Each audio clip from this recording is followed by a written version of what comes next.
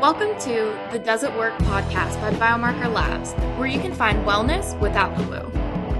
There's an alligator coming down. Hello. Today I'm joined by Evan. Okay, let me start over. Sorry. Clearly my first time. Hello. Today I'm joined by Evan Hunerberg. He is actually an old friend of mine from my DC days, and he is a former entrepreneur in the CBD space. And so we're going to talk about controversies, overview of this hot new news gathering, buzz producing, but not psychoactive compound. Thank you so much for coming on, Evan. Yeah, no problem. My pleasure. So tell me about the business that you and I think it was one other partner. Yeah, a couple other partners. Okay. So someone who I had a kind of business and friendly relationship with, they were starting to distill something called THCA out of raw, we called it crude, kind of like a crude oil metaphor to, it was kind of like a really low quality hash was our starting point. And then we were distilling out of it what is basically the native form cannabinoid of THC. So is it relevant for me to go into some of the specifics on how that works? I think it would be more like, what was the effect that you were trying to accomplish for the consumer? Yeah, okay. So they were working on some stuff. They were able to take pretty specific elements out of the plant. And I was kind of looking at the space already and realizing that there were a lot of gaps in terms of low dose and really specific doses and non-psychoactive cannabinoids. So we started to push in that direction. And then what we came up with was a company that was really focused on making stuff. We really wanted to take a lot of the stigma out of the usage of it. And while that was already happening, a lot of the brands out there were still doing stuff that was for kind of hardcore users. There was a lot of stuff out there that was like 100 milligrams. And 100 milligrams is way too much for someone who's just stepping into it. And so we really wanted to bring that down, make like a truly introductory product. And that meant a few things, was pulling down the dosages by a lot, making some non-psychoactive products, and then also making it really specific so that people can trust and figure out their dosages that are appropriate for them in a really easy way. And actually, it was with you that we kind of had a bit of a breakthrough on one of the products. We were working on something that was 5 milligrams. And so there's another company out there, Kiva, that does a lot of stuff that's in 5 milligrams. And that seemed to us like, okay, we just need to sort of make it easier to take it. Like they have their stuff combined with espresso beans. We just wanted to simplify the hell out of it. And so we were creating these tablets that just had like a tiny amount of sugar in them to make them palatable and some other kind of binders. So it really operated more like an Altoid. So it was just, you're consuming this thing not for like the fun of the consumption of it, but just for the effects of it. And I gave it to you. It was a 5 milligram thing and you broke it in half. And it was a eye-opening moment for me, realizing that like, oh my God, right. Like it's me and 3 other dudes kind of who are all like 160 pounds plus, like testing this stuff out. I'm like, okay, half the population is under that weight, like is gonna need a smaller dose to start out with. So we started doing that. And then once we did take it to some kind of like conferences and trade events, that was the stuff that kicked off these little 2 milligram tablets. That and the non-psychoactive stuff, people were really interested in, the especially blended stuff that uses THCA and CBD. It sounds like you're interested in the effects of these different things. Should I just start jumping into that? Yeah, I think one thing that I wanted to just note is like, just from a business perspective, that's so interesting. Like it's so crazy to just watch people use whatever you're making, whether it's an app or a pill or a food or whatever. Yeah, those kinds of insights are invaluable. It's like, how are people actually interacting with that? So I love that story. But as far as the THC extract, I kind of wanted to talk about CBD and kind of your research with one of the controversies that I see in the space is that the research into its effectiveness is kind of scant. And one thing that I'm seeing with a lot of these compounds that are sold over the counter is that you've kind of got this balance where if you don't take enough, it doesn't have any effect. But if you take a lot, it can have unintended effects. And one of the biggest is it can be stressful for your liver. So that's like a huge thing with like kava, for example. Some really weird, interactions with melatonin, and like it can affect your birth control at high enough doses. And so, there's research to indicate that you need to take a pretty significant amount of CBD to see, measurable results, but it can be taxing for your liver. So what are your thoughts on that? Yeah, we looked into it ourselves as well, and like there's a shitload of different cannabinoids, and they all do slightly different things. They all kind of interact with the endocannabinoid system in different ways, and a lot of them basically get in the way, or they disrupt somehow inflammation pathways. So you can see this in something called the COX-2 interaction, which that's kind of what has been anywhere close to clinically researched. I think they've done it in vivo, and it's like they can actually see the cannabinoid getting in the way of this pathway, so that it's disrupting what's happening in terms of inflammation happening in a particular site. And what's kind of special about it is that for some reason it seems to be interrupting things where inflammation is already occurring, which makes it useful for as a replacement to something called a TNF blocker, which is basically like an immunosuppressant. I can get into that, and I'm going to try to get to more directly to your question as I'm going forward here. In terms of the dosages, we anecdotally, we also saw that, 5 milligrams, 10 milligrams of CBD is really like insignificant and probably placebo effect a lot of the time.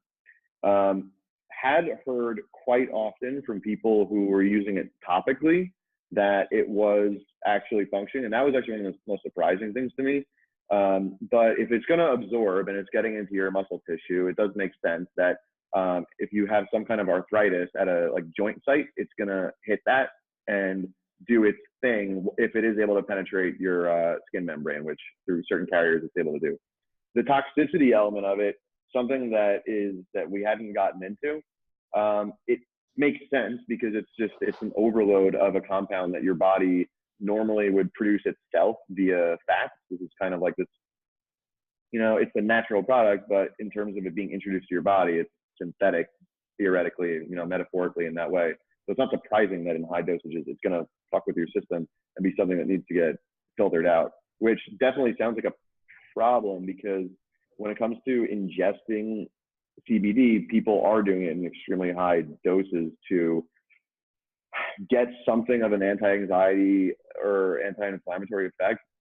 The other thing is that those can be short-lived, and you're going to build up a tolerance to them as well. Your body's going to get used to the new thing that's incoming to your body. So we always looked at it as a crutch and not as a vitamin.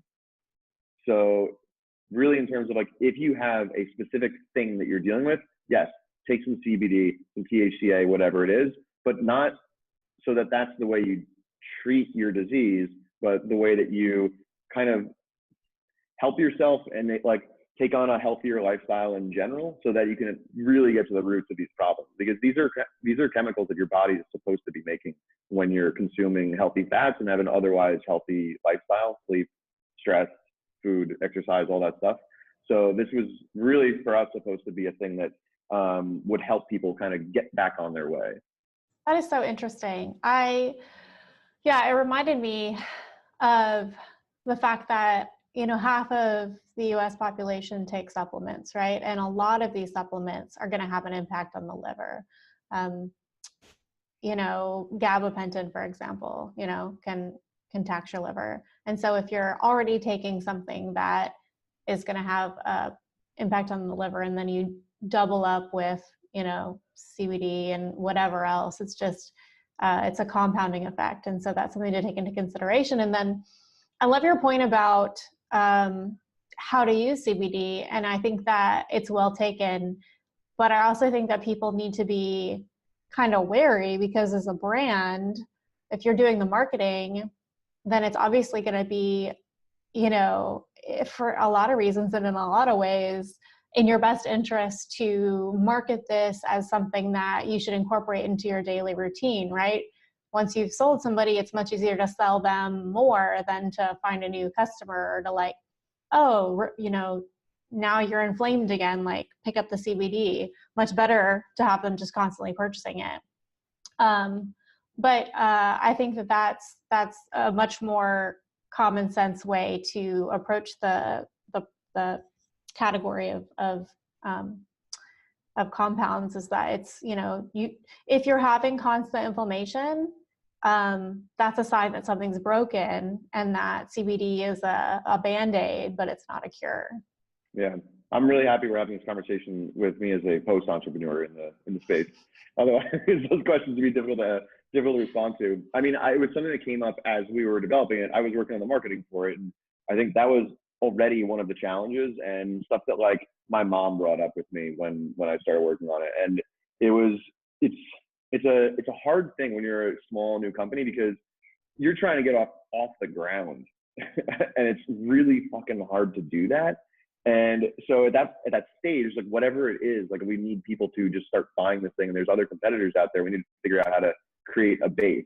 The danger is that you often end up setting up your company culture, the way that you speak about the product, the expectations around the product when you're in that phase. So there is this really difficult kind of tightrope to walk in terms of the ethical responsibility of it. What had made me excited about some of them, it is a high dosage thing is really interesting. I think for something like THC, you can actually work with much smaller doses. It's unclear exactly what that's going to be useful for as well. For some people, THC is just useful for anxiety. In terms of other things, it is potentially an anti-inflammatory, but we're not entirely sure how it is.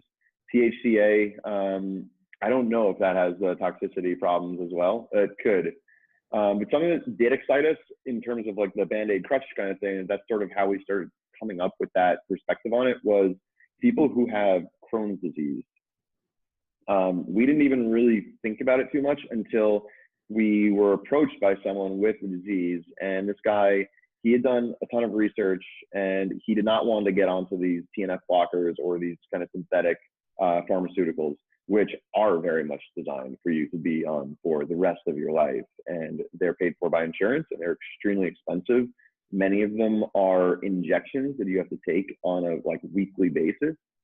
And so this guy kind of was trying to figure out all the different supplements, whatever it is that's going to work for him. And then he started messing around with CBD and THCA, and he found that a blend was working pretty well for him. We went to a meetup with him and other Crohn's disease patients, and it was fascinating to see what happened. Everyone there, who most of them were kind of in like some kind of remission, or something was, they all had ways of dealing with it. They all had kind of a different Band-Aid that they were using. Some were using different types of TNF blockers, which have major problems because it compromises your entire immune system. He was using CBD and THCA to the same level of effect as those people were using the pharmaceuticals. And the magic there is that they were only attacking the sites of specific inflammation in his gut rather than his entire body. So if he got like a scrape on his knee or his elbow, he wouldn't have to worry about getting like tuberculosis, which is a very real fucking thing, which TNF blockers. Wow, that's insane. Yeah, it's wild. It's kind of criminal. The kind of thread running through everything with all these people was that every single one, no matter how they were directly treating it, the foundation they laid to be healthy was exercise, a mostly paleo and vegan diet, cutting out as many processed foods, especially processed carbohydrates, as possible. And their flare-ups were very directly related to those foods. And then de-stressing as well. A lot of them had gotten into meditation or yoga or some form of de-stress. So it's like this and a lot of other diseases are just these products of modern life as well. And then there's some products that help you, but we're realizing like, okay, there's something bigger here, and it's the lifestyle stuff. So when we went along with the marketing, we were trying to really get into that aspect of things as well, to make this a blend of a healthy lifestyle, not to contain a healthy lifestyle. Not as a replacement. Yeah. That was exactly, I have an ex with pretty severe Crohn's disease, and he was a huge stoner, and he was like, yeah, it's like a treatment for Crohn's disease. And I was like, and then I looked into the medical literature, and it was like literally the only thing shown to put Crohn's into remission was cannabis. And I was like, pretty wild. Insane. Yeah. And he followed a very paleo diet, was super into meditation, like a Buddhist, like exactly what you're talking about. Wow, it's funny. Yeah. There is one other treatment, and it's fecal transplants. Yeah, that is so interesting. It's so unfortunate to me that you need to get like permission from the government to try that. I just find that so offensive.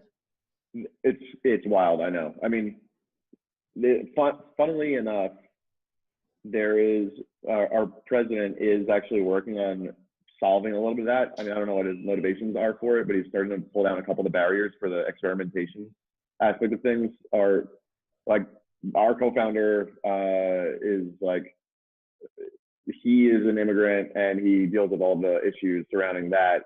But he did kind of, he was mentioning the sort of weird irony and the kind of like ethical confusion he almost had around being excited about that part of a program that Trump was working on. Anyway, I mean, I think all that's locked up in the pharmaceuticals lobby of our laws and influence and that stuff. But anyway, this guy in the Crohn's disease meetup group, he had traveled to Argentina to get that procedure done, and he got it. He was then asked, I mean, such a bizarre thing, and it's like full of just potty humor basically, because it's like he ends up with, now he's got these contacts there, and he gets basically shit mailed to him with dry ice, and then goes through the procedure. The procedure's not fun. And one thing that came up in the groups was that the importance of a very diverse gut microbiome, and it's something we're totally missing now. We eat like 20 species of things per week. Before agriculture, we were eating like 150 species of things per week. And so when he was asking the doctors in Argentina, like, he was kind of entertaining them a little bit, or just getting them to entertain some weird questions. And he's asking, what would be like the best poop for me to get here? And they're like, oh, okay. Actually, the best poop for you to get is if you could convince one of the indigenous people out in the Amazon to give you their poop. That's the primo stuff, because that's going to have this huge ecosystem of bacteria, and that's actually what you need to be attacking everything. And they got into these ideas that like a lot of the Crohn's problems are from having a very like monoculture microbiome, and they even some of the patients spoke about sort of like battling this monster in their gut being the microbiome. And it's like, if you feed the microbiome meat, potatoes, carbs, you end up with a meat, potato, carb microbiome. And then this creates this cycle where that microbiome wants those things. And so you end up getting influenced to eat them more, and you get onto that cycle. But you can intentionally reverse it and start kind of attacking the microbiome in your body and building up a more diverse system there to process more things.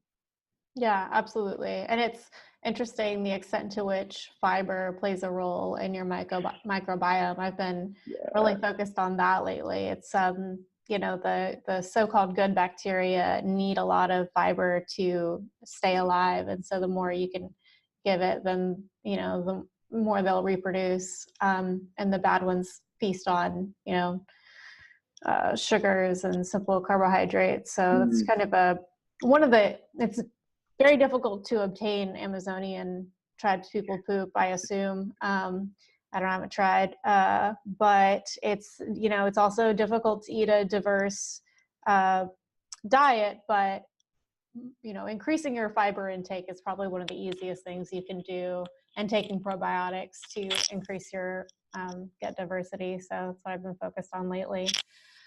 But yeah, getting back to CBD, like, do you feel that, so if CBD reduces inflammation, which is kind of the hypothesis we're working with, kind of what the research has shown, that means if you swallow it, it reduces inflammation in your gut. So it just has to get into your bloodstream. Okay. And then from there, it's going to theoretically find or I think work on sources of inflammation that are occurring wherever in your body. So that's why smoking it would theoretically have the same effect as swallowing it. The topical thing is a little bit different because that doesn't really, I think that's gonna get into your bloodstream, but it's gonna be more localized to the source that you're just rubbing it into. And like the deeper rub you can kind of get, the better it's gonna work in that context. But it's just about being in the pool with the rest of the stuff. Okay, here's a question I have for you, and I think that you're probably ideally suited to give us the straight scoop. So there's a kind of a dual problem in the CBD marketplace for consumers. And one is that a lot of these products have too little CBD to matter. You know, you're paying more, but you're not really getting any benefit from it. It's placebo, like you said. The other problem is that the CBD amounts that were I don't know, I think it was the FDA tested like 70 different products and found wildly different amounts of CBD than were advertised. And then similarly, like, I don't know shit about this, but I would imagine that there are different kinds of CBD. There are different ways of making it bioavailable. And so even if it has like a certain concentration of CBD, depending on the form and the things that it's mixed with and the way that you're supposed to be ingesting it, it may or may not be super bioavailable. So like, how can a user, a consumer in this marketplace, you know, not get screwed? Yeah, you bring up a lot of great points here. So I might work backwards a little bit there. Bioavailability, you're gonna wanna take it with fat. It's fat soluble, and that's going to be the most effective vehicle for it. I think as long as it's combining that in a chocolate or something like that, it's going to work. It's going to be okay. And a good one should also be in a pill or something that is dissolved in oil, say. So that's one thing. Amounts of CBD is, yeah, it's a huge problem. You know, we're kind of talking about this and figuring out what is the ideal dosage. I don't think anyone really knows yet. It should be marked on the side of with a sticker on the side of the product. And I mean, this industry is one of the most regulated there is. Like, it's very hard to get that much transparency on any other product you get out of a supermarket.